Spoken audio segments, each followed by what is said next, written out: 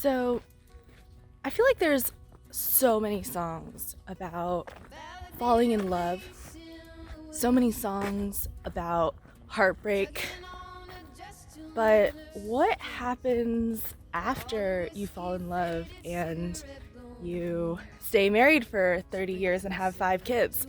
Where are all the songs about that? Well, if you've ever asked that question, this album is the answer. This is an album about everyday life. It lives in the kitchen, it lives in the back roads of small towns, like kind of where I am right now. This album basically tells me that you don't have to live a crazy life in order to write really good stories. She writes this album about her life, which is a completely normal life of being a mother and a husband and a friend and a sister and all of her familial relationships, and that makes it just so relatable. The only complaint about this album, if anything, which is not really a complaint, is that all of the songs have a pretty similar vibe. I think they do sound really similar in terms of the production, and they kind of blend into each other. Yeah, they're all kind of like in this medium tempo area. They have enough energy to not bore the listener, but they're all also like super chill. Like you're not really gonna party to it. Hey guys, so I attempted to record my entire album review outside for the first time, and then I realized that it was actually really hard because I was completely out of breath and I couldn't focus on talking coherently while also walking up a hill. So I'm going to do a voiceover here instead and say I really, really love this album. I love Lori McKenna. I love all the stories she tells, and this album just felt so good to listen to. It felt like a warm safety blanket where she was imparting her motherly wisdom upon us and telling us that everything will be okay. And it kind of takes a step back, looks at life as a whole, and just feels really good to listen to. Now I'm gonna go back into the studio, aka my house, and talk about each song. She has a rough side where she buries all the scars. This Town is a Woman is a very unique song, I think, because I've never heard a town personified as a woman. It's a really cool metaphor where the town you live in is being compared to a woman that you are dating or in a long-term relationship with. I guess living in a town is a lot like dating because you have to kind of get to know each other and you grow together, you see each other change, you know all of each other's secrets. There's some really cool lines like, but if she can't make those dreams come true, she knows you'll leave because they always do. And then there's another line, the way you curse every time she tries to change, and when you're not happy, you tell her she's to blame, which is so freaking true. I think people have complicated relationships with the town they live in. They complain about how it changes, and that's just inevitable, right? And sometimes you're like, man, this isn't working out. I'm gonna go live somewhere else. But then you end up coming back.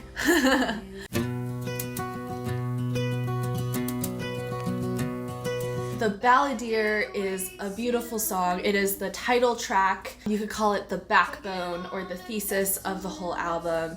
And it is a semi-fictional, semi-true story about Lori McKenna. She identifies as a balladeer, aka someone who writes and sings ballads. And it starts out with this character who is the balladeer, and she is a woman singing slow, sad songs in dark bars. And then she discovers the guitar man, and they fall in love, and he takes her to the river, and she, for the first time, feels free to unlock all of the beauty inside of her and unlocks new notes in her throat. And then she finally discovers herself, and her songs are so much better, and then she achieves success. And like before, they told her she would never be played on the radio, and now she's like at the top of the charts.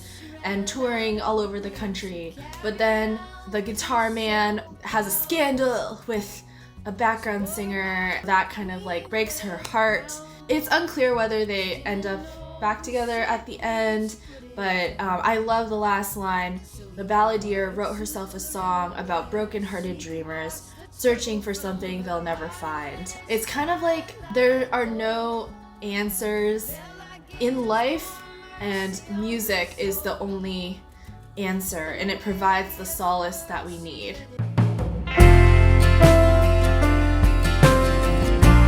I've never had a sister, and I've also never wanted a sister until I heard this song. This is a song that Lori McKenna wrote about her sister Marie, and it paints this picture of them growing up together as kids and their mother passing away when they were really young and how they went through so much together. She kind of describes the difference between her and Marie. Like, they couldn't be more different. But in the end, they have been through the same exact thing. You get the final line of the chorus, "We both got the same size shoes, and no one's ever walked in mine but me and Marie." No one will ever have a similar life experience to Lori except for her sister Marie, and she's the only one that can like fully understand her.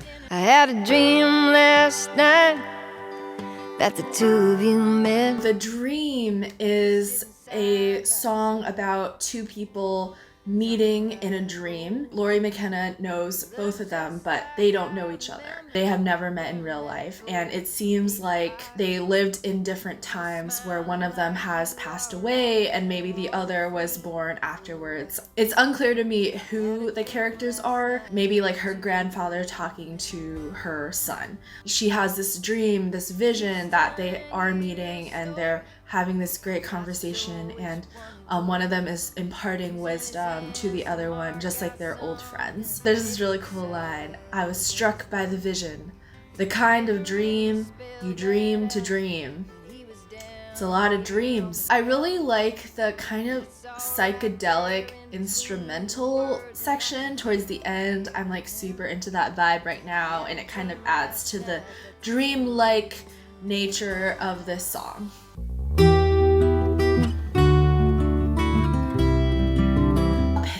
Is a song about Lori McKenna comforting a friend who is going through dark times. It is her reaching out to someone and saying, like, I know life is hard. I know you're going through a lot right now, but I'll walk with you even if it's uphill. Like, I'm here for you. I will go through the mountains and the valleys and the oceans and all the hard times with you.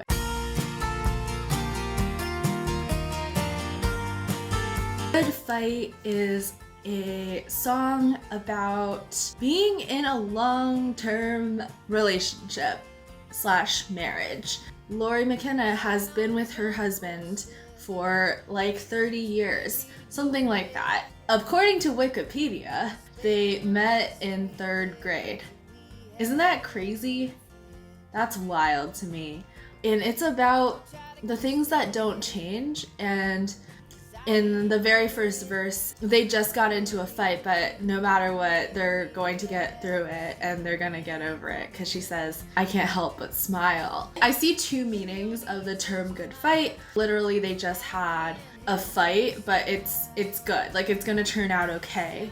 But also, you have the phrase like, we're still fighting the good fight, and that's what they're doing. That's what their marriage is, and that's all the things they do for each other and all the hard work that they put in, still making a long drive, still working overtime, and how they're so persistent in their love for each other. And even if it's hard, you know, through all the hard times, they're going to keep fighting for each other.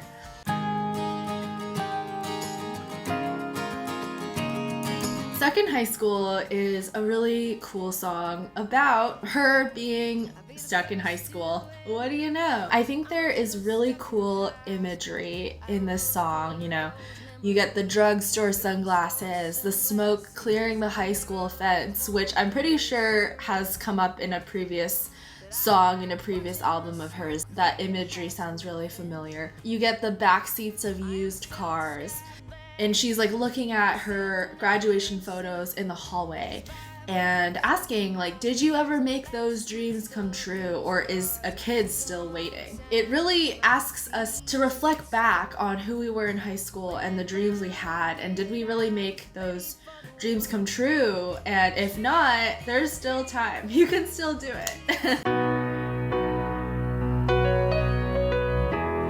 You're My Age is kind of like a follow-up to People Get Old, which is a song that makes me cry like every time I listen to it. It's about having kids and them growing up and having kids. It's about the passage of time and this continuous flow of life. The song was written as a really awesome collaboration with Hillary, Lindsay, and Liz Rose. The three of them formed the Love Junkies, and it seems like they write really awesome songs together. It's her singing to her kids and saying, I hope when you're my age that things will get better for you. You're gonna grow up. You'll outgrow your shoes, your bed, and your house, but don't forget, like, no matter what, you'll always be my baby.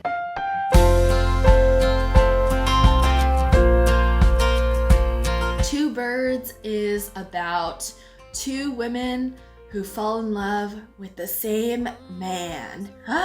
Scandalous! And they don't know about each other. Like, this man is really sneaky, and he tries to maintain like secret affairs with both of them and hope that they never like meet each other, but then they do. They meet each other one night and then everything ends. It's a play on the phrase two birds, one stone. In this case, the two birds are the two women, and the one stone is like the guy, but also the moment they meet each other and find out about each other, like, everything ends. Well, smoking won't seem so cool. The little white church won't feel so. Till You're Grown is another kind of letter to her kids, telling them that life might seem hard right now, but it will all be okay. And it's about all the things you don't really see until you grow up, and then you realize, looking back, that everything will seem so small. She just imparts so much wisdom upon us, and I really like the instrumental towards the end. It has this really cool build-up, and it has some interesting chord changes, and to me, it kind of represents the transformation of growing up. Alright guys, that is it for this album review. I forgot to film a real outro, so instead I'm going to show you guys this beautiful back road that I was walking along this morning. I hope you are doing well. Thanks so much for watching this album review, and let me know what you thought of this album, and I will see you soon.